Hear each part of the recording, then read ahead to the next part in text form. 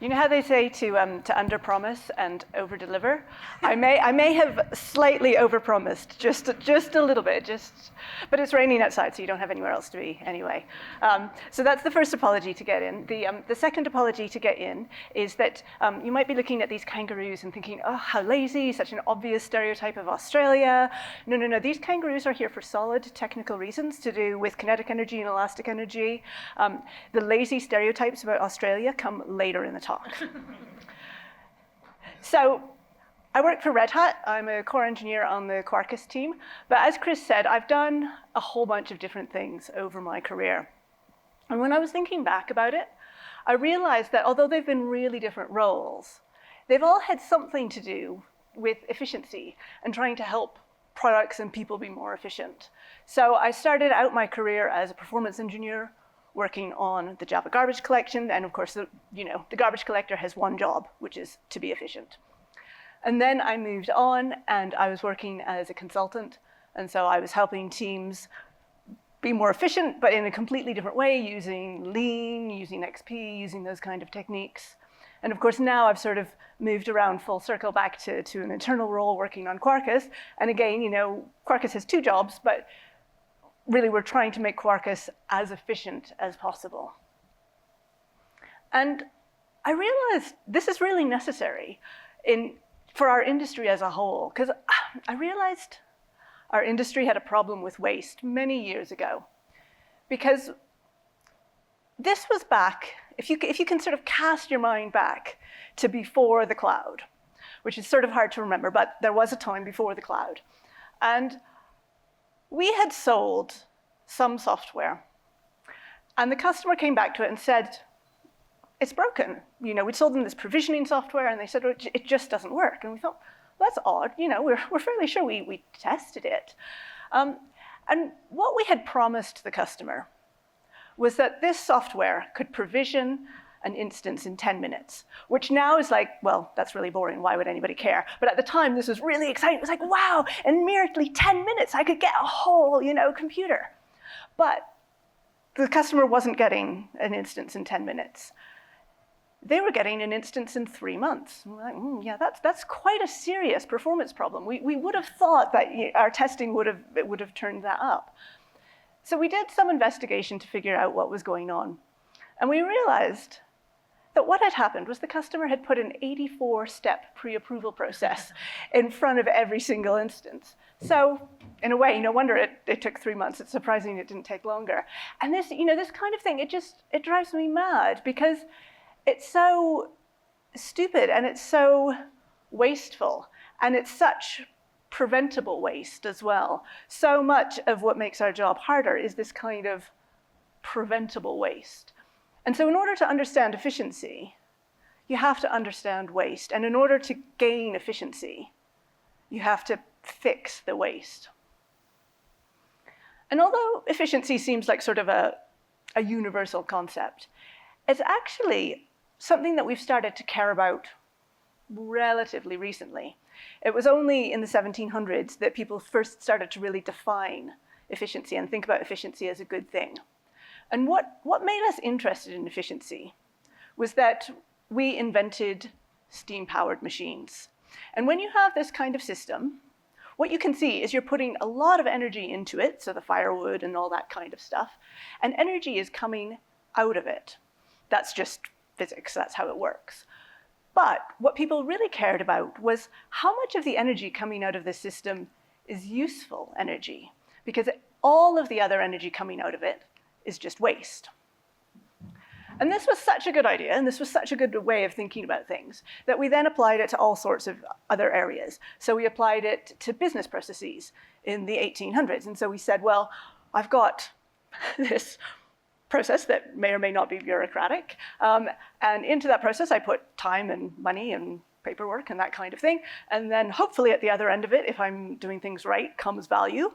But also, out of the other end of it comes quite a lot of waste. How do I reduce that waste? And here again, we've sort of moved from thinking about efficiency in terms of machines to thinking about efficiency in terms of people. But the mechanics are actually pretty similar. In the 1960s, we started, we came up with a new definition as well, which was because we started thinking about the efficiency of our software, the efficiency of our computers. And so with a computer, you put electricity into it, you put the time to do the computation, and then also the time for the developers to write the program, and then you put the hardware in, and of course you put programmer tiers in as well. And then what comes out the other end is answers which may or may not be correct, depending on whether you were using OpenAI or not. And then you get waste out as well. So the problem happens because we end up with waste. And waste isn't just annoying. Waste isn't just expensive. Waste is actually really cosmically destructive at a planetary level. Our species now generates so much waste that it's really starting to impact the world in a quite measurable way. And this is all sorts of waste. So for example, every time we get a new computer, the old computer goes into landfill. And we're just generating enormous quantities of e-waste. Every time we get a new server, the old server goes into landfill. But of course, what a lot of us think about as well, in the context of climate change, is the energy waste. When we use energy and we don't get any value from it, that's really terrible. What uses energy? In the context of software, a lot of it is just slow code. When we have code that's not optimized, it uses more energy than it needs to get the answer that we're hoping for. And this hurts all sorts of things. So it has the climate impact, but it also has a business impact as well, and an accessibility impact. And this comes back a bit to what Nilesh was talking about yesterday morning, that when we write software and we bake in assumptions about how we work and the things that we have access to, that software doesn't necessarily work for everybody else. So a while ago, LinkedIn had some lovely new features, and so they went out into the field to do user research. And so they went to Nashik in India. And so they sat, the UX researcher sat down with the user and, they fired up the feature. And both the researcher and the user were staring at a blank page. And they were like, this isn't exactly the UX we were hoping for, not delivering a lot of value here. And what had happened was their software was so bloated that it worked fine in San Francisco or wherever, but out in regions with less Wi-Fi, it didn't really work at all. So you end up with this situation that our modern web applications, it's not just that they're not designed as well as they could be, they are completely useless for part of the audience that we want to reach, which is kind of terrible. And there's another way in which our code causes us to use more energy than we need to. And that's that a lot of the software we write doesn't end up being used. It just ends up sat on servers long after its useful life ended, and the software just hangs around. And these are called zombie servers. And the statistics for zombies are kind of staggering. About a quarter of the servers in the world are zombies. They are doing no useful work. And there's a technical definition for no useful work, and it's not that they're serving cat videos. The technical definition for no useful work is that they haven't had any data in or any data out for 6 months. So this is really fundamentally mechanically useless, and it's still a quarter of the servers that are in that state.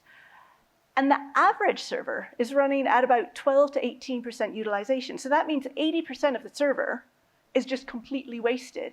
If we could sort it out, if we could do some consolidation, if we could actually manage our boxes better, we could save so much waste. We just need to get motivated to do it. And then, of course, there's the data side. We're generating more and more data, and a lot of this data is completely useless. So 68% of the world's data is stored and then just never used. The trick is to figure out which data you're going to need later and keep that and not do the rest. So it's not trivial, but it's something that we should be working on fixing. And the impact of this, obviously there's an enormous expense to all this waste, but the impact of it isn't just the money, and it's not just the electricity. In Melbourne, someone asked if we switch to using renewable energy, if we switch to using low carbon energy like nuclear, does that mean we don't need to worry about it? No, we still need to worry about it, partly because low carbon electricity still does involve carbon, but also because it's not just about the electricity, it's about the embodied carbon of manufacturing these systems. Every time you build a computer, that has a carbon footprint. And then, of course, once you're finished with the computer, you have to dispose of it. And so then there's the e-waste. In your data centers, you need electricity to power the data center, but then you also need huge quantities of water to cool the data center. And so this is all, it all adds up. And then, yeah, the e-waste when the computer is at the end of life. So that's pretty terrible. But the good news is that there are things we can do. You know, we know how to fix this problem. Well, we sort of know how to fix this problem. So the first solution that I'd like to talk to you about is LightSwitchOps. Hands up if you've heard of LightSwitchOps. A couple of people. So I'm not too surprised. LightSwitchOps is something that I made up. But what's kind of cool is I made up this term and I started talking about it, and then I saw other people talking about it, which is kind of cool. And there's an O'Reilly book that's just come out recently called Building Green Software, and you can open up this O'Reilly book and there is a section on LightSwitchOps. So I started talking about it and it made it into a book, which is cool, and I thought leadered, so mission accomplished. So the idea with LightSwitchOps really is that when I leave a room, I never sort of look at the light switch and think, I could turn the light off, that would save energy. But on the other hand, what if I turn the light off and it never comes back on again? What if I turn the light back on later and it's completely different? We have a trust that light switches behave the same if we turn them off and on. And there's a speed involved in turning the light off and on again as well. We don't like turn the light off and then say, oh, well, in 10 minutes, I can, boot up my light. It just works. And this is something that we should be taking as an architectural goal for our systems. It should be quick to power systems up and down, and it should be non-scary to power systems up and down. We should be able to turn a system off without having the existential dread that if we turn it back on, we're in trouble. And the good thing here is that these characteristics of being really quick to scale up and being really idempotent are the same kind of characteristics that we need to be cloud native anyway. So we can kill two birds with one stone by pursuing this architecture. Because once we have the architecture that allows us to turn things off and on, we can then do the next step, which is to actually turn them off and on. And there's all sorts of ways that you can do this, and the benefits are really significant. So the simplest way that you can do this is you can just write the shell scripts. There was a talk earlier on timefold, and this is sort of one of those personal connections, but the developer advocate for, Johan talked about timefold. His whole talk wasn't about timefold. He had about 2 minutes about timefold. But the developer advocate for timefold's wife works in a school, and she wrote a shell script that turned their computers off overnight, because the children were not in the school overnight for obvious reasons, and it saves them 12,000 euros a year, this script. It's such a simple little script, and it saves so much money. Or, you can do, if you're sort of working at business scale rather than school scale, the amounts of money may be even bigger. So I heard a talk, and they'd, again, written some automation to turn things off overnight. They reduced their cloud bill by 30%. That's a huge amount of money. And again, this only works if you have an overnight. If you're working globally, then overnight becomes a bit fuzzy. But there are a lot of situations like this. So I've heard stories as well of banks, and they have a batch job that only runs at the weekend, but they keep the servers for that batch job running all week, which is just so wasteful. And now we're starting to see more tools coming in this area as well. So there's a tool called Turn It Off that you can look into. There's a little open source tool from AXA called Daily Clean, and it's got a front end, so you don't have to learn cron to turn things off. You can just do it with a front end. And with all of these, what you end up with is saving a whole bunch of energy and saving a whole bunch of money. So you can tell your management that you're saving money, and you can tell yourself that you're saving the world, and everybody is happy. And as a bonus, you can go to your architects and you can say, we're exercising our disaster recovery because look, we've proved we can turn these things off and on again. There's another solution to the wasted energy, which I think is maybe even better. And this is to make code faster. So I started talking about this as well. And I had such good luck with LightSwitchOps, I decided I'd make up a new name. And so I called this one the vrrrooom model. And I was not so successful with this because there was a couple of basic naming things that I didn't do. And the first one was I didn't actually type it into Google first to see.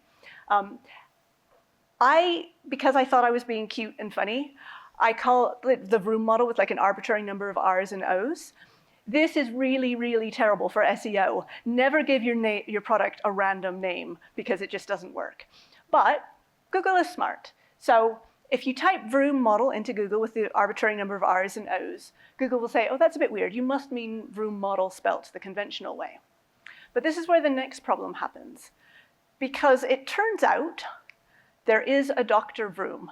I hadn't expected that there was a Dr. Vroom when I did my naming. And Dr. Vroom made a model. And it's not like a million miles away. Dr. Vroom's model has to do with naming, so it's all a little bit awkward. But then you think, oh, well, this is okay, because that's spelt the normal way. We spell it the cool way, with lots of R's and O's. So you can click on, okay, no, I want it spelt the original way with lots of R's and O's. But unfortunately, at that point, it doesn't get better, it gets worse. Because what you get is this. I've carefully put that text over the worst of it, because this is barely safe for work.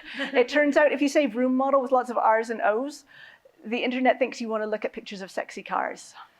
So naming is the hardest problem in computer science. But what I had intended with my vrrrooom model was really inspired when I started looking at this paper that went around the internet a couple of years ago about efficiency in programming languages. And everybody loves this paper because what you can do is you can look at this and you can find your preferred programming language and point out to your colleagues that it's quite near the top of the table. And you can find their preferred programming language and point out to your colleagues that it's quite near the bottom of the table. So for example, Java is my preferred language. Java's number 5 on this table, so I feel smug. Stuff like Python, very near the bottom of the table. Just goes to show that I'm better, right? So that's sort of a side benefit of this, though. The main interest here is looking at which programming languages are, if for a set of micro benchmarks, so take it with a pinch of salt, which programming languages are most efficient. And what you see is they've got 2 columns. They've got a column for how long it took the program, the set of micro benchmarks to execute, and they've got a column for how much energy was used. And I was looking at it and I thought those 2 columns are almost the same. So they're normalized and the numbers are really quite close. So I plotted it to confirm my intuition, and you can see, yeah, that's almost a straight line. So there's this almost, it's not perfect, but there's this really quite good correlation between performance and energy consumption. And this is really useful because measuring performance is something that we do all the time. Measuring energy consumption is kind of hard and not many people are very good at it. So this means that if you don't have the setup to measure energy, you can measure performance and come to pretty reasonable conclusions. So this is where we come to my day job. So how many of you are Java developers? About 20%, I think. So this is a Java story, but I'm hoping that the principles will be applicable more broadly, because really what this is about is finding the assumptions that you thought you needed that you don't need anymore. So Quarkus is a Java framework, and In the very distant past, like 5 years ago, Java applications, they needed dynamic dependencies. This whole system was designed so that you could swap the engine while the plane was running. In hindsight, just like that name, the way you describe it makes it seem like, oh, maybe this isn't what we want to be doing. And sure enough, as an industry, we've kind of looked and said, actually, maybe I don't want to be swapping the engine while the plane is flying. Maybe I want to have CI/CD instead. So now, the way that we work is that we don't SSH into production in order to swap out some libraries for some other set of, well, hands up if you SSH into production to swap out libraries for each other. No hands. Oh, there's one brave hand. Okay, so most of us, what we do is if we want to change our system, we run it through the CI/CD, and then we get all of the testing, then we don't have all of the scariness of SSHing. And so what this means is that if we're using containers, for sure, but even if we're not using containers, our applications are pretty immutable. And the safest way to get a new application into production is to roll out a new immutable application. And particularly in a container, having something in your container that allows half of your container to be swapped out, it just doesn't make any sense. The architecture has moved on. But the Java architecture had not moved on. So Java has historically really been sort of optimized for this use case of let me swap things out. So when you build a Java application, there's a little bit of stuff that happens at build time, mostly creating bytecode and then packaging it into an archive. And then all of the rest of the Java-ness happens at runtime. So what you'll do is you'll parse config files, you'll parse your XML, you'll parse your YAML, and then you'll sort of do class path scanning to figure out what other libraries are around you, and then you'll go on, and then eventually you can sort of build this meta model of the world, and then eventually you can do the sort of the dynamic part of the start, like starting your thread pools and that kind of thing. And if you want to start your application more than once, you can see that this has to be done every single time. So we sort of have this goldfish model for application startup, which is that we redo all this work every single time in case it's changed. What if my libraries are different? They're not different. We have CI/CD. So this means that we end up with quite a lot of waste. So for example, if you are Hibernate, you want to bind dynamically. You want to do the late binding to your transaction implementation, your transaction provider. You don't know what it is, and so you use reflection to look for it. And so you look for the first likely implementation, you look for the next likely implementation, you look for the third likely implementation, and you go down this sequence. And there's 129 of these things that you have to check, which is pretty annoying at startup. And every single time an exception gets raised, and that's expensive. So that affects your startup time, but it also affects having just too much stuff in your binary also affects you at runtime. So for example, and again, I think this is a pretty generic problem. In Java, you have interfaces, and then you might have multiple things that fit that interface. At dispatching time, what happens is that the runtime will have to look at every single one to decide if it should dispatch to it. That's really expensive.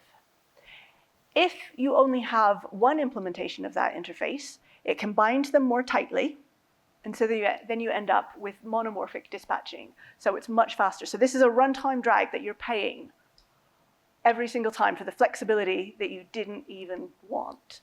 So that's kind of bad. How do we fix it? The good news is we know how to fix it. So what we can do is we can shift our whole mental model for how we build these things and do much, much more work at build time rather than at runtime. That does need some development work. It's not a free change. But if your framework has done that development work, then what it means is that you can end up with really efficient repeated starts. So there's a whole bunch of waste that we just got rid of. So less waste, yay. When I joined the team, we knew that Quarkus was really efficient in terms of performance, we didn't know if that translated into being greener. So one of the things that we did was we did the measurements.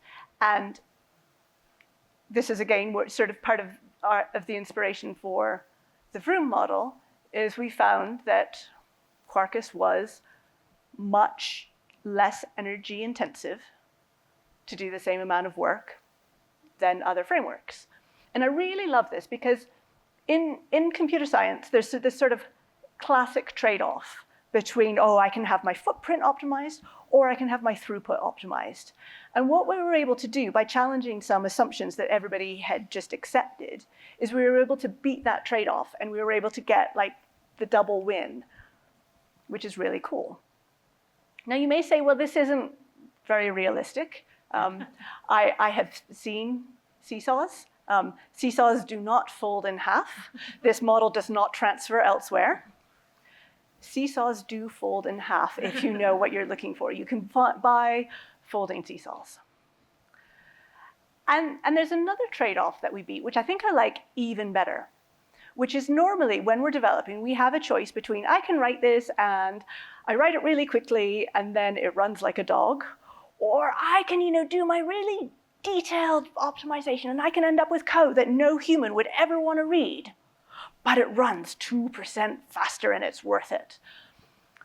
What we saw with Quarkus, again, sort of as a side effect of that architecture of doing more upfront in the framework, is that we were able to make the machine more efficient, but we were also able to make the programming model more efficient, which means we were able to make humans more efficient. So we didn't have to choose between the two anymore.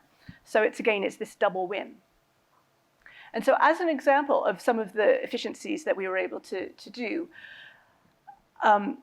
there is quite a lot of boilerplate code in Java. I know some of the non-Java developers here are vigorously nodding, going, yes, that's why I'm not a Java developer. We were able to get rid of a lot of that. So, for example, in Java, if you are being a good citizen and initializing your logging, you have to do that line that says private static final logger log equals logger get logger thing.class. And you have to type in the name of the class that you're writing in, which drives me mad because I always forget because I always copy paste that line and then I end up with something incorrect. The best thing to get that line correct is the computer. What you can do with Quarkus is you can just change and you can just have a static logger, and under the covers, it's wired up to be correct. So it's just, a tiny little bit of boilerplate. You don't have to use it, but you can if you want to. As another sort of more significant example, with Hibernate, you end up with quite a lot of boilerplate to do operations on your entities where the signature of your method ends up really coupled to the entity that you're doing things on. With Quarkus, you can get rid of all of that, and then you can just have this really lean programming model where everything else is inherited. It's nice. So we call that developer joy. And of course, when you talk about performance, then there's sort of a natural question, which is, okay, but what about AI? And there's a couple of ways that we sort of need to think about AI. One is about the energy consumption of AI, but there's something else as well, which is, I think we're now somewhat in a situation where we're kind of trying to rely on AI to fix our mistakes as software professionals. I think this is not the right approach. We shouldn't end up in a place where we say, well, I can make my programming model as bad as I want because they can just use AI to generate the boilerplate. No, we should be eliminating the boilerplate from the programming model. We should be making things that are delightful for humans to use. That's what we should be optimizing for, rather than just shoving more crap into models. And there's a whole bunch of reasons not to try and become too dependent on AI to be able to do day-to-day development. The first one is, of course, accuracy. Hallucinations are well known. And a lot of the famous ones get fixed, but you can still trigger hallucinations pretty trivially. So there is nothing like watching your typing on screen to make you realize that, just like Alan said, developers need to learn to touch tape. But I asked it about the story of the kangaroo driving through Brisbane. And it confidently answers that, yes, this happened, and, the kangaroo got into the Honda, and, it was very comical, and, it's sort of got this like little chatty kind of news anchor tone of, it's certainly one of the more bizarre animal-related incidents to hit the news. You can go on and you can ask for more details. So you can say, oh, well, when was it? And then it will confidently tell you that it happened in 2023. When I was preparing this demo, it was so confident in the answer that even though I knew I was looking for a hallucination, I had to really think twice about it. I was like, oh, maybe it does happen that kangaroos get in cars. And so I tried it again, and I was getting even more worried because, again, it gave me a fairly similar story. The second time I was like, oh no, this is a real story. It is not a real story. There have not been incidents, as far as I know, of kangaroos driving cars, but it's optimized to be convincing. And so this is kind of a problem for things like stories about kangaroos. For code, in a way, it's less of a problem. If your code is wrong, the compiler will catch it for the obvious problem. If your code is wrong in more subtle ways, like it's insecure, that's harder to fix. And then there's another category of badness that you just can't fix at all without a human. And so a while ago, I was preparing a demo, and I thought, instead of me doing the demo, let me get code assistance to do the demo. And so I gave it the prompt, and it started generating code. And so it, generated a bit of code, and then it generated more code, and then it generated more code, and then it generated more code. And I was like, wow, this is amazing. This is such a productivity win. It would have taken me ages to write all this code. That's such a lot of typing.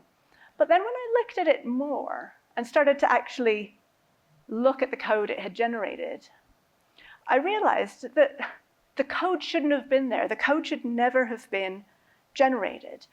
70% of what it created was the kind of boilerplate that Quarkus was specifically designed to eliminate, and it had kind of missed that bit. And there's this bias towards verbosity in these tools because of how they're trained. And as engineers, we spend a very small proportion of our time writing code, and we spend a very large proportion of our time reading code. So this is really what we should be optimizing for. We should not be optimizing for the writing case. We should be optimizing for the reading case. And that's something that we haven't really got yet with our tools. And so what we ended up creating with this kind of thing is the illusion of efficiency, where we all know that measuring developers by the number of lines of code they write is a really, really terrible idea. And yet when we evaluate things like these tools as a productivity aid, we still end up, I think, unconsciously going, wow, it's written 200 lines of code. That's amazing. It's going to save me so much time. Well, no. Code is a liability. Code is not an asset. So the good news is, I think, here as well, we do have solutions, because part of the problem is the output, but then the other part of the problem is the expense of creating that output in terms of electricity, in terms of environmental cost. And there are a lot of things that we can do to reduce that cost. So when you're looking at models, for most things, if you give it more information, you get better outputs. With large language models and AI and machine learning in general, that's not necessarily the case. So often you will get a better result if you use a smaller model that's tuned to your case, either with fine-tuning or with RAG or with something like that. And as well, often because we do have these constraints that are fairly firm, where we don't want the non-determinism of AI, you can get really good results by combining symbolic reasoning, rules engine, that kind of thing, with the generative AI. And that will often give you the better output for a much, much lower runtime cost. But the thing about these illusions of efficiency is they are everywhere. They are quite pernicious, really, in terms of how easy it is to fall into the trap of thinking, this is really efficient. I saw a post recently, and someone said, I just heard of a founder who monitors his co-founders and employees' productivity via a Whoop group. Hands up if you're a founder. No hands, good. Okay. Oh well, one or two. Okay, I try not to insult the founders. The team is collectively averaging 5.5 hours of sleep per night. And so if you are at work with very little sleep, that is equivalent to being at work drunk. It's something that they can measure pretty quantitatively.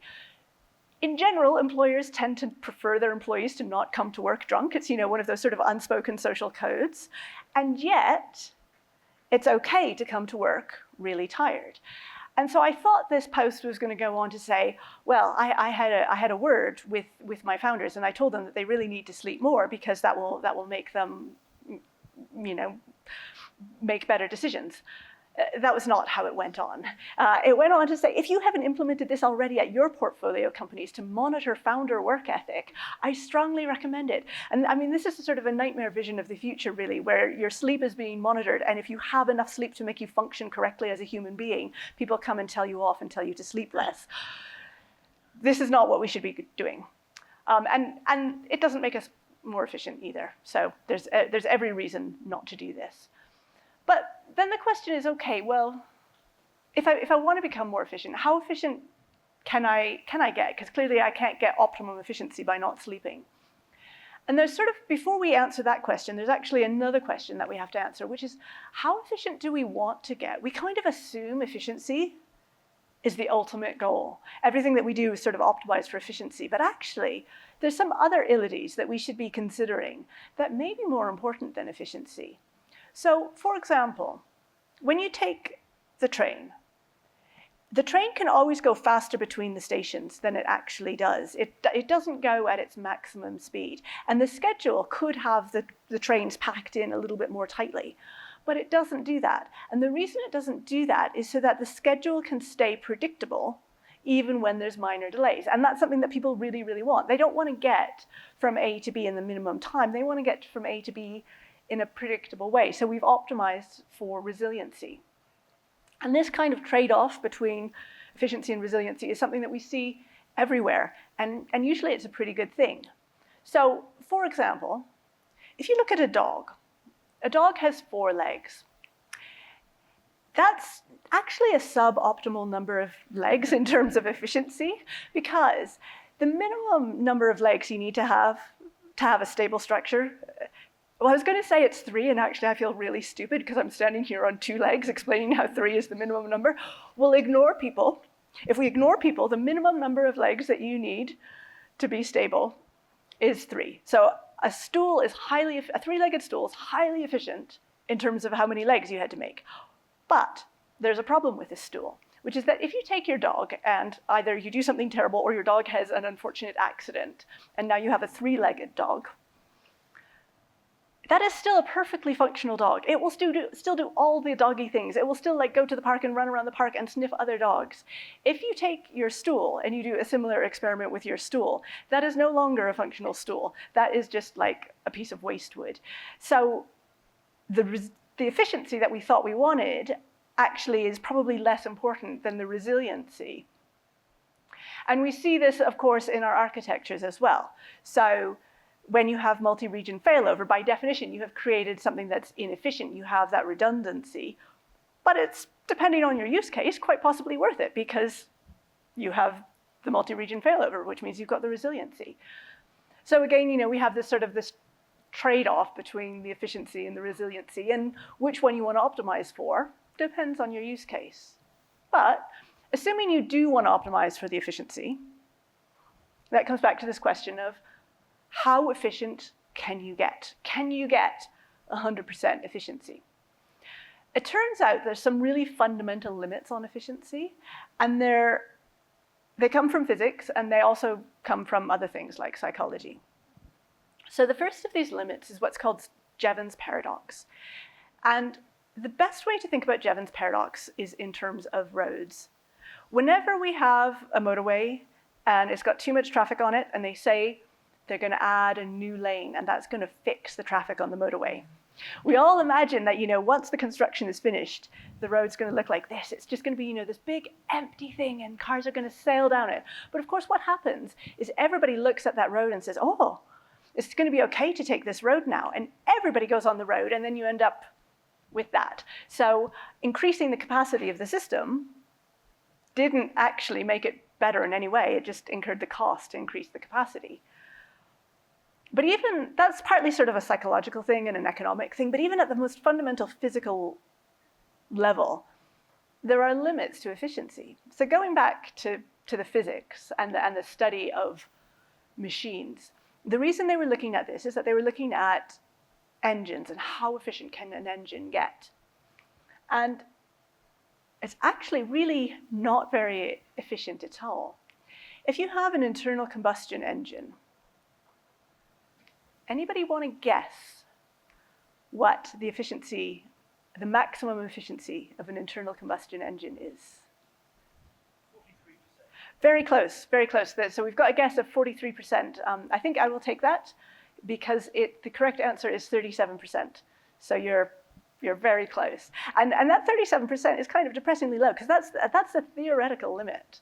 And so most modern combustion engines on the road are nowhere near 37%. You can, if you really, really push the engineering, you can get sort of close to that. But there's an interesting thing here, which is that in most cases, the manufacturers choose not to push the engineering. And it's not because they're being lazy.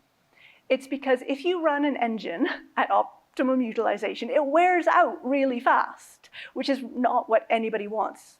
And so the engines are deliberately detuned to lower the efficiency in order to make them last longer, in order to give that resiliency, in order to give that durability. And so 20%, that's running at half the optimum capacity to make it last longer. And of course, it is exactly the same for people. If we work too hard, that doesn't give the right sort of long-term efficiency, even if it seems efficient in the short term. It's the illusion of efficiency. And so, again, sort of I read it on social media, so it must be true, that the Splunk SRE team, 90% of them left within 6 months because they burned out. So, this is not a good way to run a business. And I think we've probably all seen this. I definitely have had situations where I've asked a colleague for help, and I sort of, before I even finish the question, I get this answer back of like, no, I cannot help you. I cannot help anybody. I have too much to work. How dare you ask me to help you? And then they sort of usually run off, and it's bad for everybody. And I have to say as well, I'd love to say, I am always perfectly civil to my colleagues, and occasionally my colleagues are unreasonable with me. It might happen that I am sometimes that colleague as well, and we all do it. We get stressed, and then we become unreasonable, and that's not good for anybody. And so instead, what we need to move towards is a situation where we have more slack. Sorry, wrong slack. That I do not mean the human hamster wheel. Naming is the hardest problem in computer science, and I think Slack has to be the worst named product in the history of computer science. So yes, not that. What I mean is that kind of Slack, that doing nothing kind of Slack. And it seems like it's not productive, but it actually is. And so here, Australia may have an advantage. So I wanted to back up my simplistic generalization with some data. So again, I went to the search engine. I should have learned from the room model experience, but I didn't. So I went to the search engine, and of course, Google gives you the little excerpts of relevant pages. So I typed, what is the most chilled country in the world? And I was hoping to find something about Australia. And instead, what I found was that Greenland is the coldest country in the world, and Russia and Canada are next. This was not the sort of the evidence that I was hoping for. So I had to keep looking. But I did find it eventually. The BBC say that Australians are very laid back, so it must be true. That's a good thing, because there's a lot of evidence that kind of happiness and relaxation do then correlate to good business results. So studies show that if you have that kind of relaxed attitude, you end up with people who actually work harder, which is totally counterintuitive. You end up, therefore, with more productivity and people are sick less because they're not burning out. And this is something that there is a lot of evidence for. We can find study after study after study that backs up this point. And we can quantify it as well. So the Harvard Business Review found that if you have a positive mindset, you are 31% more productive than if you have a negative, neutral mindset. So this is awesome. If you go to work and you say, I know how to make us 31% more productive, your management will be like, yeah, let's do it. And then you explain how to do it, and maybe management are a bit less convinced. But if you want to know how to get, because it's sort of easy to say, well, let's be positive. And then the question is, well, how do we get into a positive mindset? Have you seen my colleagues? And it's not just as simple as like watching cat videos at work to make work a happier place. It is literally as simple as watching cat videos at work to make your work a happier place. There was another study, and what they found was if people watched a funny video, which presumably was a cat video, and then did a test, they were 12% more productive. So it's not the full 31%, but again, if you go to management and say, I know how to make us 12% more productive, they'll be like, yes, excellent, YOW paid off, let's do it. And then you say it involves cat videos, and they go, we're never sending you to YOW again. And in a way, this isn't too surprising. We work in a creative industry, and play helps creativity, so it makes sense that in our industry, play helps efficiency.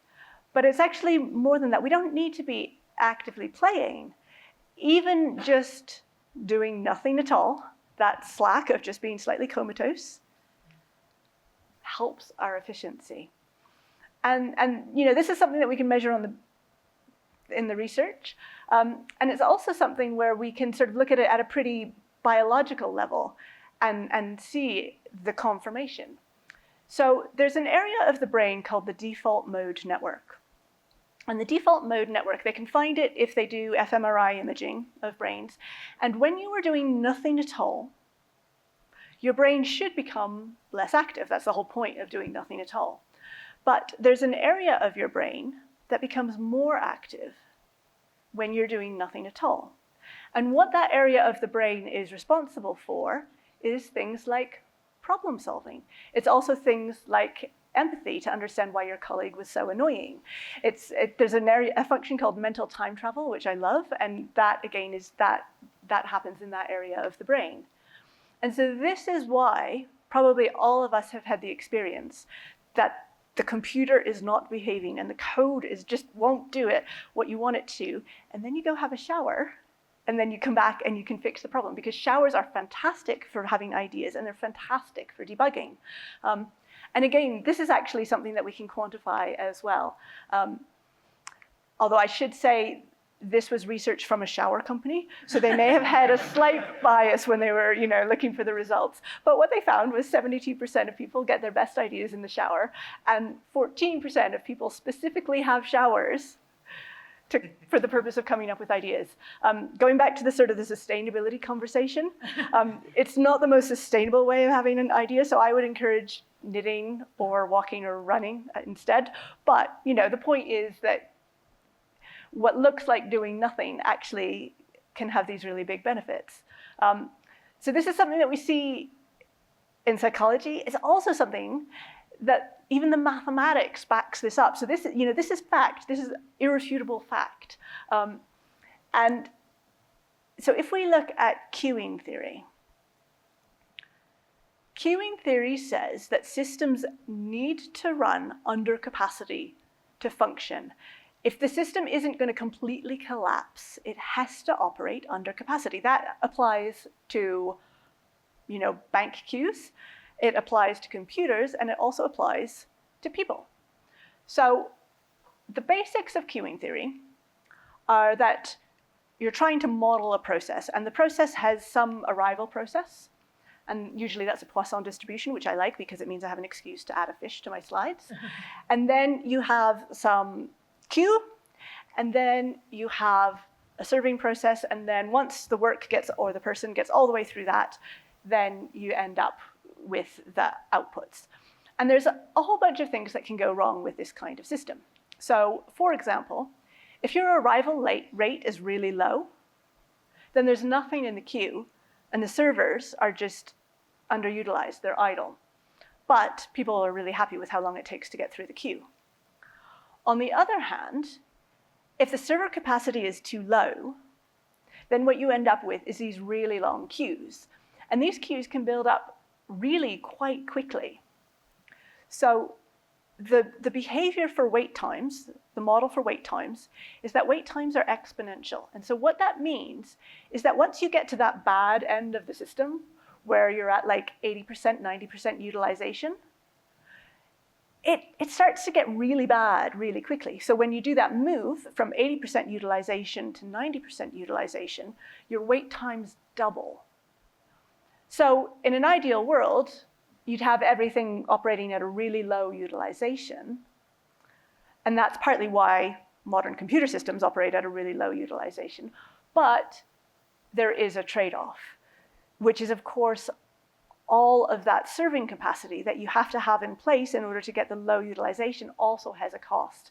But that cost is linear. So you need to balance it off the catastrophic cost of being overutilized against the linear cost of being underutilized and figure out what the right sweet spot is for you. And again, you know, our understanding of where this sweet spot is shifting over time. So this is a 1907 picture of Melbourne. And what was going on in this picture was an 8-hour-day parade, which is kind of a weird idea because it's not clear why people need to have a parade about 8-hour days. But the reason people needed to have a parade about it was because they were very uncommon at the time. At the time, the average working day was 12 hours a day, which is pretty terrible, or 16 hours a day, which is even more terrible. And to make it worse, the average working week was 6 days. So people are working absolutely up to their eyeballs at capacity.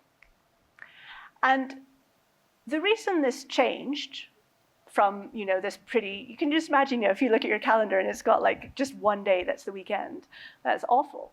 And the reason this changed was that Ford looked at his factories and he did some research. And he said, if I change how my production works from these really, really long working weeks to a 40-hour working week where people have 2 days of weekend, the output of his factory only decreased a tiny bit because people, when they were working less, people were so much more efficient that it made it economically sensible to pay people more to work less because the output was better. And so, you know, this is something that we saw back in 1926, Ford saw it.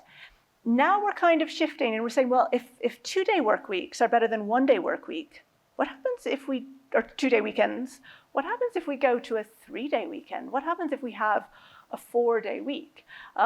This is something that we're starting to do the experiments with. And the results are kind of interesting. So one of the pilots that was done, what they found was that they had a 42% decrease in resignations. So again, you don't have that burnout. And the side effect of not having that burnout is that revenue went way up, which is kind of good. And I think it's so counterintuitive, this idea that you can work less and achieve more. But I think it's because we need to reevaluate our ideas of what efficiency looks like. Efficiency isn't that kind of founder thing where you're monitoring your sleep via a Whoop group and averaging 5 hours a night. And I promised that I would have kangaroos for really solid technical reasons. And this is where we get to the solid technical reasons for kangaroos. Because kangaroos are the world's most efficient land animal. Kangaroos are really good at converting kinetic energy into elastic energy. I should say, by the way, I have a physics background, and converting kinetic energy into elastic energy and then converting the elastic energy back into kinetic energy is how physicists say bouncing. We're great fun at parties. But the point here is that although kangaroos are extremely efficient, and it's kind of not surprising that they're efficient, right? Because they look, you know, really muscular, and you can sort of see them bounding vigorously around the landscape if you live in Australia. I have never seen a kangaroo bounding enthusiastically. But a kangaroo is not the most efficient animal. The most efficient animal is a jellyfish, which is the exact opposite of a kangaroo in terms of almost everything, right? Like kangaroos are like kind of charismatic and furry, and jellyfish are just sort of floppy and floppy. But they are extremely good at what they do, which is not using much energy in order to achieve, well, I was going to say achieve a reasonable output, but actually I'm not sure what the output of a jellyfish is. But more jellyfish, yes. And so I think, I mentioned the Jevon's paradox, and I think instead of that, the fact that the Jevon's paradox exists means that we can flip it round. And so we can have the inverse Jevon's maneuver, which is that we can do less and achieve more, which is really cool. So going back to this trade-off, we sort of assume that there's a trade-off between working less and being effective, but actually that's not how the trade-off works. If we do it right, we can achieve both, which is cool. So it's the double win. So to wrap up, because I know I'm talking about how like doing less, and here I am between you and the exit. Waste is really awful. We have waste everywhere. We should not accept it. We should try and fix it. But we should also work less and achieve more. Now, some of you, if you're paying attention, will be going, those two are completely contradictory. We're allowed to have multiple opinions at the same conference, but usually the same speaker isn't allowed to have contradictory opinions in the same talk. But this is where the paradox comes in. The paradox is that we want to get rid of the waste, and yet we also want to be lazier. But the resolution to the paradox is that some of the things that we think of as waste are not waste. So being happy at work, having time for yourself, that is not waste. That is an investment in productivity. That is an investment in efficiency. And the fact that that works that way is awesome, because it's this double win where we break the trade-off. And I think the key to achieving more really is to look for these double wins, to look for these things where you break the trade-off and achieve more with less. So with that, thank you very much.